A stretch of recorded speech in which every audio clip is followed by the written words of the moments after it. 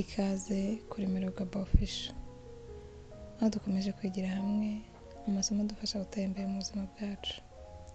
Uyu munsi turakomeza n'igice cya 5 cy'igitabo tumaze iminsi tuvugaho.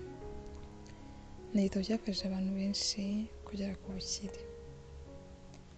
Muri iki gice umwanditsi avuga ko abantu benshi batekereza ko ubukire butangira igihe umuntu abonye amafaranga menshi, ariko ukuri ni uko ubukire butangira mu bitekerezo, mu myitwarire ndetse no mu byemezo byiza umuntu afata buri munsi. Hari abantu bafite amafaranga menshi ariko ntibabashe kubaka ubukire, kandi hari n'abandi batunze amafaranga menshi ariko bari mu nzira ikomeye iganisha ku buzima bwiza. Niyo mpamvu muri iyi videwo tugiye kurebera hamwe imyitwarire umuntu ushaka kugera ku bukire akwiye kugira. Nubwo utabona amafaranga menshi, hari imyitwarire uba ukwiye kugira kugira ngo urusheho kubaka ejo hazaza heza. Ikintu cya mbere umwanditsi avuga ni uko ugomba kugira gahunda nziza yo gukoresha amafaranga yawe. Abantu benshi babonye amafaranga bahita bayakoresha mu byo babonye byose, kuko batabanje gutekereza icyo bazayakoresha ndetse n'aho azajya. Ariko umuntu uri mu nzira yo kubaka ubukire ategura uko azakoresha amafaranga ye mbere.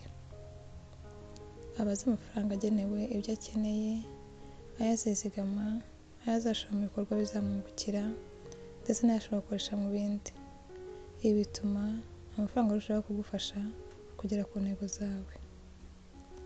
Ntibisaba kuboneza amafaranga menshi, ahubwo niba ufite amafaranga make ushobora gutangira gutegura neza uko uyakoresha, kuko iyo myitwarire niyo yubaka ubukire buhoraho. Ikintu cya kabiri ni uguhora wiyungura ubumenyi. Abantu bubaka ubukire bazi ko umutungo ukomeye umuntu ashobora kugira ari ubumenyi.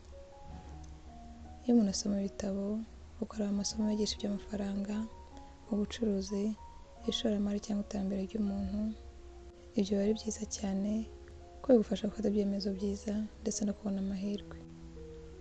Iyo umuntu yiyungura ubumenyi buri gihe, aba yiyubakira ubushobozi bwo kongera amafaranga yinjiza ndetse no kubaka ubukire mu gihe kiri imbere.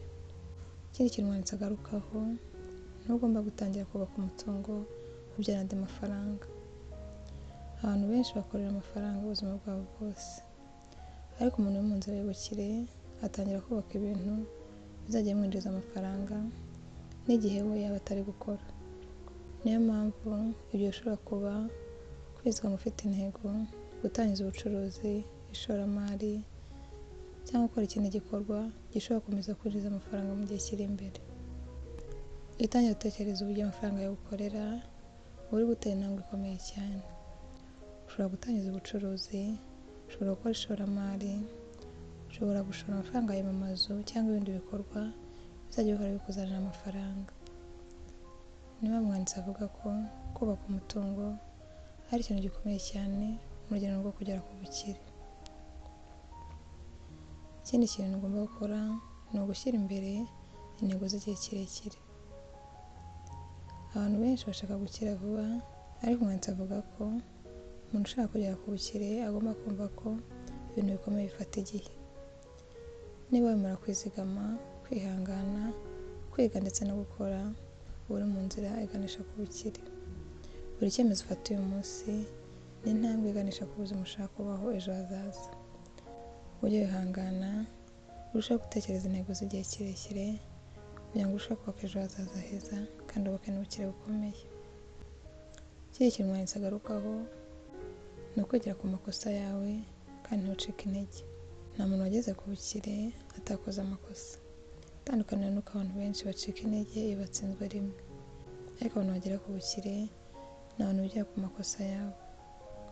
Iyo ikintu kitagenze neza, ujye wibaza uti ni iki nakoze neza nkeneye gukosora. Aho gucika intege urushaho gukomera. Iyo ufite umutima wo gukomeza kwiga ndetse no kongera kugerageza, uba ufite kimwe mu bintu biranga abantu bagera ku ntsinzi. Abantu bubaka ubukire ni abantu batemera gutsindwa, ahubwo bakigira ku makosa yabo aho kugira ngo bace intege. Nawe niba ushaka kubaka ubukire bukomeye, ntugacike intege, ahubwo ibintu byose bigiye gusigira amasomo. Ujye urushaho gukora, ugire icyizere mu buzima bwawe, kuko ushobora kuba utabona amafaranga menshi uyu munsi, ariko niba ukora ibyo byose uri kubaka umusingi ukomeye uzagufasha kugera ku bukire. Ntukagereranye urugendo rwawe n'urw'abandi, ahubwo ujye ukomeza gufata ibyemezo byiza buri munsi, wiyungure ubumenyi, ukoreshe neza amafaranga yawe kandi wihangane kugira ngo urusheho gutera imbere, wubake n'ubuzima ushaka kubamo. Niba iyi video yagufashije, ntibagirwe gukanda like, kuyisangiza n'abandi ndetse no gukora subscribe. Murakoze.